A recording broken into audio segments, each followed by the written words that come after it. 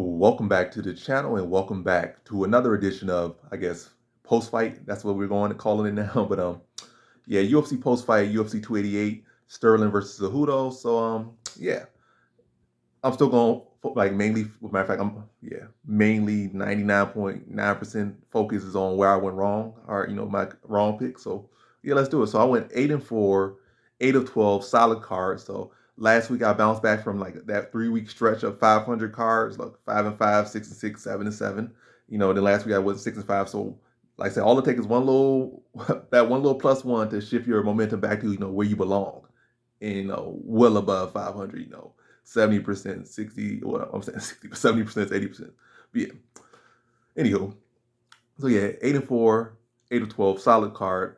And yeah, let's just get through these L's and see where I could have, where could I have looked a little bit to have made the right pick in those cases, or at least what can I learn from those losses to down in the future make the right picks. So first L was Braxton Smith versus Parker Porter, and with this one, I was not at all impressed with Braxton Smith's skills.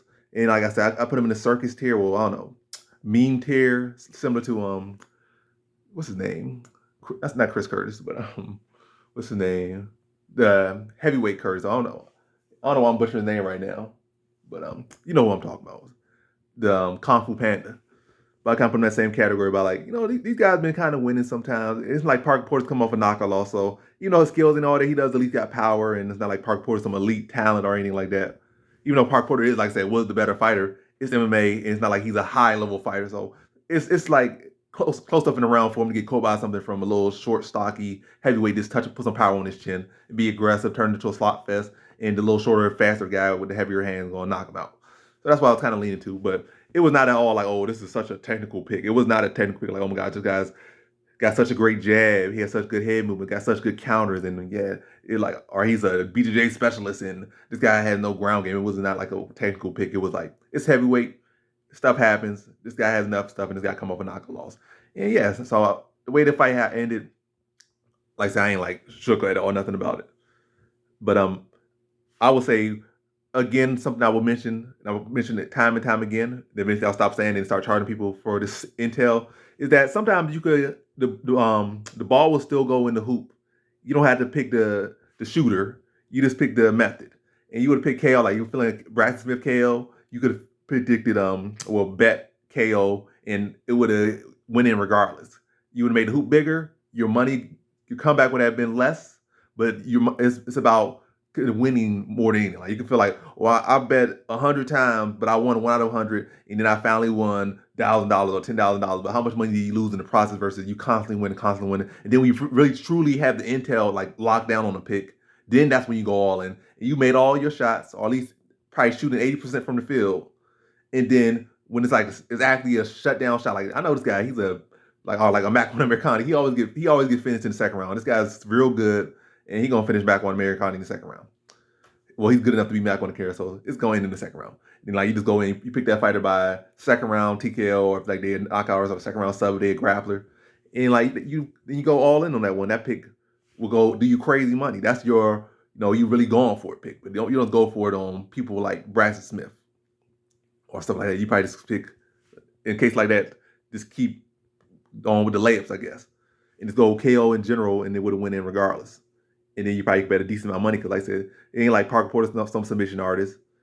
Brad Smith, like he don't even know submission art, so it's only gonna end really one way, or maybe a sloppy decision. But now you put some decent change on some decent amount of money on KO. It would have had to been like a lock money, but it would be some decent money just put on general KO versus putting money on Brad Smith trying to get that, trying to force that dog in. Maybe put a little bit sprinkle on KO on sprinkle Brad Smith KO, and then probably put the large sum that you would put on general KO, and like that's like ours. Yeah, that's just my thoughts. But anyway, I'm not at all like phased by that one. That was like, as I already said, it is what it is type fight. Second fight was second fight at a loss was Marina Rodriguez versus Vernon Johnny Roba. And I kind of learned, he was already saying where I was going wrong with this one, but I had already made the video, made high confidence. I didn't feel like going back and making another video and dropping the confidence. And somebody even called me like, why is your confidence average, but your video you say high? I'm like, because that was already at that point when I was putting going back and editing in the little titles and stuff, or adding in description and just stuff. I was like, I feel average about this one now, but I ain't gonna like be all like go back and just shift everything, make the video over, and like I said, I was high confident, and let's just stick with that. So this is a high confident pick, and then went with a high confident loss. And I already know where I went wrong with this one. Like even before the fight happened, I know where I would like if I said she if she did lose, I know where I would have went wrong, and she went. I said she lost, and I went wrong, and where I went wrong with that one is yes, John Roba has finishing issues, and yes, she has this issue and that issue. Like she has like that kind of lacks that killer edge. But when you look at who she lost to Amanda Hebos, and she lost to Mackenzie Dern, like fighters like that actually have good solid grappling like I said backgrounds. She has good solid fighting BJJ skills. Like Mackenzie Dern, we know she was a BJJ phenom. Um, Amanda Hebus might not be to that level of BJJ, but she is a very solid BJJ practitioner as well. So it's not like a case that she was going with someone like Marina Rodriguez, who is a solid fighter, and she actually has wins over both of those women. But styles make fights. Like so, their takedown offense might not be as good as Marina John Roba's, especially Mackenzie Dern's. But like I said, styles make fights. John Roba has skills to get Rodriguez down. It's not like Rodriguez does the greatest job of getting back to her feet. It's not like her takedown defense is all that great, but she will be able to go for the takedowns, or will be more, like I said, have better success with it, and will go for more. Like I said, Dern's takedown offense is just straight up trash. So that's tells you there right there. Her takedown offense is trash, and Amanda Hebus, at least till now, when she's at 25, she wasn't that active of a takedown artist. Like she was more so like I'll go for a takedown, maybe like one or two, but she wasn't super aggressive with that in her game. So when she fought, and also she was pretty aggressive with it, but not aggressive enough. And then she had that chin issue as well. So it's like styles make fights, but yeah, like her take. Almost saying I saw that. I already know that what's her name? Marina Rodriguez takedown defense. Well, her takedown defense was less than stellar, and it was in the case like as a grappler, two solid grapplers, and the other grappler's going to outwork her. Now it was a striker versus a grappler matchup, and in those matches, I feel like like say you rarely see the most of those for John Roba. I feel like it's a match you could say she could prevail in, because it's not a case you go on with another grappler and it's like, well, I could take you to ground, but all going to end up in like probably a neutral match. Like we're gonna take you down, but nobody gonna really be able to do nothing. It's gonna come down to who can outwork the other one. Versus this one, I could take you down. I can actually have success. I could control you. And yeah, that's where I went wrong with that one. I feel like I kind of talked in circles with that one. But if you understood what I was saying, thank you, because I don't feel like I can say any better right now, and I'm just trying to get to the next fight. So yeah, next fight we had Drew Dober versus Matt Favola, the third of 4L. So the third L was Drew Dober versus Matt Favola. And we just want to lean to Drew Dober's chin, his caliber opponents that he fought and beat him. And the fact that Matt Favola has been, he has all these skills. He has been getting in firefights, fight after fight after fight after fight. And going to a guy that's, has shown to be better, or at least beat better competition, fare better than you, have more power, have a better chin, seemingly better striking technique, at least offensively. And this seemed like it was a recipe for disaster there. He was going to end up getting in a firefight and get knocked out. Like they would be trading, but Drew Dober's big old chin would be able to eat the shots, and Favola just would not be able to wear them as well.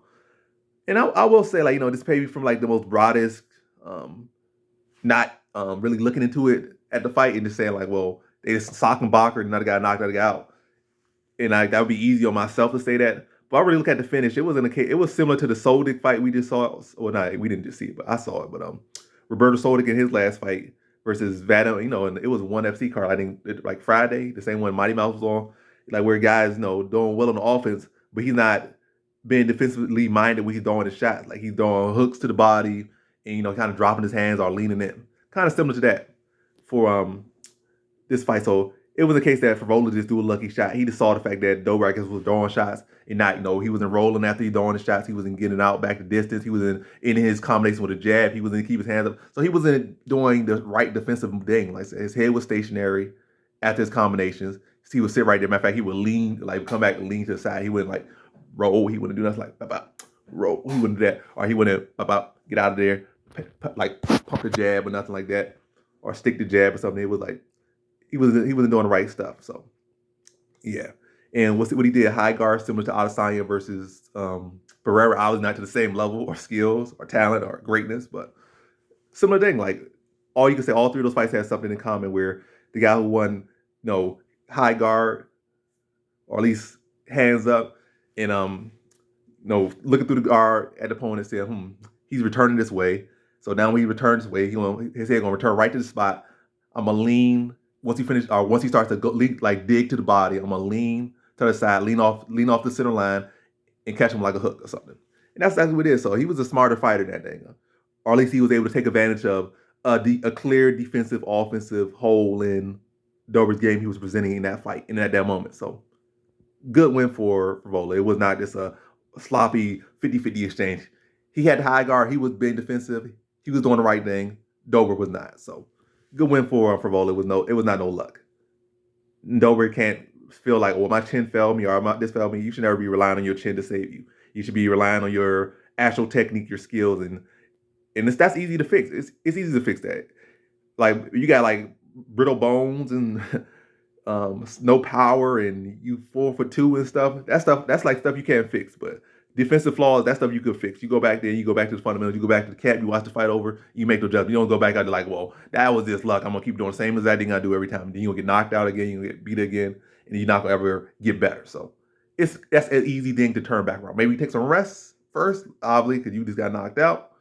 But when you do, like I said, well, you probably still shadow box, do little stuff, don't do no actual sparring. But anyway, let's get back to working on this. Maybe not as soon as possible, like rest for like a week, then get back to it. Maybe shadow box while you're recovering a little bit, but other than that, yeah. So good win for Vola. That's my third L. And again, I say this so you just feel confident in a Dober KO or something. General KO would have still went in the hoop. Still would have went in the hoop. But it seemed like just based off just judging their careers, it should have been a clear pick for Dober, or Dober should have been a clear winner. But picks don't matter. Care about. I mean, real fights don't. Well, fighters and all that such don't care about what your intel reads or what you see and what you've been seeing. It's fight to fight, night to night. It ain't about over the course of the year. Like at any point, things can shift from what they are. Like the intel will get you the better average. Of your shots going in. But at the end of the day, it's on the fighters to do what they gotta do. Like, you ain't in the cage with them. You ain't that coach. You ain't the fighter. You ain't their wife. You ain't their husband. You ain't nothing. You just somebody judging the fight based off their previous fights. You just judging based off what's there. So yeah, and that's good for them and whoever such. But yeah, that was the third L. Now the fourth L was Jessica Andrade versus Zhao Nan Yan, and yeah, this one was a little bit of a shocker, a little bit. I think I was an average confidence. I didn't know how Andrade was going to feel coming back to the weight and coming off a loss. And Zhao Nan Yan is a pretty good striker as well, and obviously we saw that. But I think with this one, I'm not even going to make it all that deep. The reason she lost is pretty clear. Andrade, I feel like she gets too used to being that tank that she makes sloppy mistakes, or maybe it's just her style now, or always been her style. But this chase someone down, they cut in the angle, and you just throwing spamming hooks, like you just winging hooks, one arm hooks. And all she did was just cut a little angle, came over the top of her arm, and caught her with like a little sneaky little overhand, dropped her. Fight was pretty much over after there with some ground and pound. So you can't afford to do that. I feel like she can afford to do that. Like, you're going with Chukagin, who got 0 power. Like, you could do that against her. Rose Namajunas, who ain't got no power. She got good head kicks and stuff like that. But as far as hands, she really ain't got no power. Like, well, she did drop what's her name? Joanna Jacek. But Joanna Jacek, I think she low-key got a glass chin. But in that, for the most part, like, people she's fighting, especially at 115, 125, really ain't got no power. Or, like, no power and no technique. Or maybe a little bit of power with no technique behind it. Or maybe she could bully them around. But, yeah, this definitely, with each fight, these last 2 fights definitely exposing her striking a lot. But she's probably still going to be able to dominate most of the divisions at 115 and 125. 125 really ain't got that many good fighters. In 115, ain't really a lot of people that got power to really stop her little tank energy and to stop, the stopping power to get her off of, make her really pay for her mistakes. But she, like I said, she's still young enough herself. And as I say with the Dober fight and pretty much any fight, it was a case of like, oh, your chin failed you, or it was a lucky punch, lucky this. It was a technique error, and that's something you can always fix. So don't make excuses. Don't say it was a lucky punch. It was not. Don't say it was just her powers. That one shot, even if it was this and that, it was just like not every single time that shot lands, it's not a high chance it's gonna knock me down because I'm the tiny tank now. Go back and then fix your technique, and that's what's going to make that result not happen and whatnot. But I think going forward, she's gonna lose any real technical striker with heavy hands and decent enough takedown defense. And also like the fight really played out too much, so if we don't know how the grappling would have went, but you can't really rely on that too much. You're gonna say like, well, her takedown defense is improving, and she's a bigger, longer striker, and she does got the power and some sting on her punches to make Andrade pay for her technical errors. So anyway, good win for Zhao Yan, and going for, I guess, strikers with good, solid enough takedown defense. It really don't have to deal with takedown defense. You just got to have enough. Because it's not like Andrade is a super aggressive takedown artist. It's like you just got to have enough. Maybe enough to get back off your feet one time, maybe get off the ground like one time, maybe defend like 1 or 2 takedowns, maybe hold it to her like 50% or less takedown accuracy, because it's not like she probably go for about 4 takedowns. So you defend like 1, get back up for 1, and maybe at most give up a round or no round. Maybe the ref stands up, and it's not like you still got 3 rounds of fighting. Maybe you lose a round like that, or maybe you land the volume on the feet and you still win the round. The another 2 rounds, you could just pick her apart from distance, or maybe drop her for some shots when she's swinging and not resetting herself or nothing like that. So yeah, we'll definitely Zhang beats her again. Zhang would dominate her again, destroy her now. And Zhao Yan from the time for the now ban, like I think probably to the end of her career, I don't think Andrade gonna beat her. But I still think Andrade could, like I said, still dominate these divisions, but not, I don't think she's gonna be a champion out of the weight class, especially after that performance. Blanchfield beats her again. They fought her. Jan beats her again. They fight again. And the current champions both, I feel, beat Jessica Andrade. So yeah, it is what it is. And that's my 4th and final L. That's what I take from it. And Yao Nan Yan looks good, but she herself, I don't see her winning no title, because Zhang can strike just as good. Weili Zhang can strike just as good as Yao Nan Yan. Definitely better, actually, but I'm just saying she can at least strike just as good as her. And then we seen Weili Zhang's grappling coming far, far ahead. And I know Yao Nan Yan's grappling is still a big issue of her game. So I just feel like Weili Zhang will pick her apart on the feet and most definitely could look to mix it to the ground and thoroughly dominate her and do whatever she wants to on the ground. So yeah, that's all I'll say. But Yao Nan Yan ain't too far for title shot now. Just need like that 1 or 2 performances, or that 1 real stand-up performance, or 2 good performances, and she's right there. And I think it will still be an interesting match, especially they hosted in China. But I already know who I'm picking if they fight. No matter what I see in these next fight, let she come out and start defending takedowns, throwing flying arm bars. Like, where'd this come from? It's Weili Zhang lock pick for me. Yeah. So now to the co-main event, Bilal Muhammad versus this was an L, this is a win. Bilal Muhammad versus Gilbert Burns. Like the L stopped after the Zhao Nan Yan fight. So yeah, Weili Zhang. Oh, I'm talking about Weili Zhang, but Bilal Muhammad versus Gilbert Burns, welterweight division. Well, with Gilbert Burns, I think with average confidence probably should have been a little higher, but everything's hindsight's 2020. But I went with Gilbert. I went with Bilal Muhammad decision, and Bilal Muhammad got that decision. And I don't feel like it was a case of the injury prevented him from winning. It was not the injury. It was the fact that it's not like Gilbert Burns is the most technical striker. He got good power. He's a good athlete, very explosive, got good BJJ. But when Bilal Muhammad has the skills to stuff his takedowns, has better footwork, has better striking, he actually moving his feet, mixing in kicks, mixing in his boxing. And Gilbert Burns don't have a guy that's going back and forth for a guy like that, maybe moves laterally well, but doesn't have the takedown defense to defend him, or don't have the grappling to defend him, or don't have the grappling to threaten with his own grappling. Be able to, trade takedowns with him. Then he could lean on that grappling. But in this case, he couldn't. And Bilal Muhammad just was the much more, like I said, just the more technical striker, better footwork. It wasn't a stationary target, mixed the shots well, and Burns couldn't just wing his shots and run at him. So, yeah, the better man won. And injury or not, I feel like it would have been the same outcome. Because, again, Gil Burns, like, with 2 arms, what he going to do? He still can't defend. He don't know how to work. He got, like, a jab, still his kryptonite. He's still, like I said, this guy that kind of just relies on explosive energy. Don't really have the best footwork himself. Like, he's okay at it, decent at it. But when a guy's, like, sticking and moving on him, like, he ain't even got no answers except a takedown. And when the takedown not there, what he going to do? Maybe hope he land one big shot. I land that one big shot, and that changed the whole course of the fight. That's all he relying on. And when it's not there, like, he gonna lose a decision time and time again. It's not like Bilal Muhammad is some quitter, or it's not like Bilal Muhammad necessarily has this glass chin. He don't. Blama definitely has a lot of heart. We learned that in the Alan Joban fight, his debut fight. He got picked apart, but went to the city, he got dropped. But that heart is definitely in Bilal Muhammad. So, and his chin is okay enough. It's not like his chin like that glass chin. You get knocked out by a gust of wind and you go to sleep. Like he might get dropped and rocked, but he'll be right back up like that, back on his toes, and just outworking you, value you. So you gotta really be prepared to really, have some real clean combination, not just like a one big shot, but like, really pick them apart and then look for that finish. Like just dissect them. Not a case like, I land that one big looping power shot. Or I drop my hands, close my eye like Gil Burns and swing and hope somebody get knocked out. Nah, you're not beating them like that. But yeah, and then the main event, Aljo versus Henry Cejudo. Ain't gonna talk a whole lot about this one, but a very good matchup, very close. I feel, in my opinion, Henry Cejudo won, but I picked Aljo.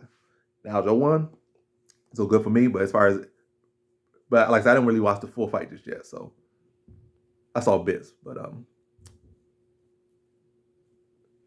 yeah. So, but good win for Aljo. It was a close fight. I got to rewatch it again. Looking at the stats, I feel like Aljo won clear enough.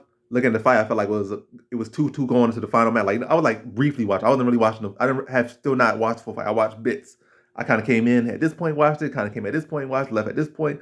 But judging off bits, I felt it was 2-2 going to the main event.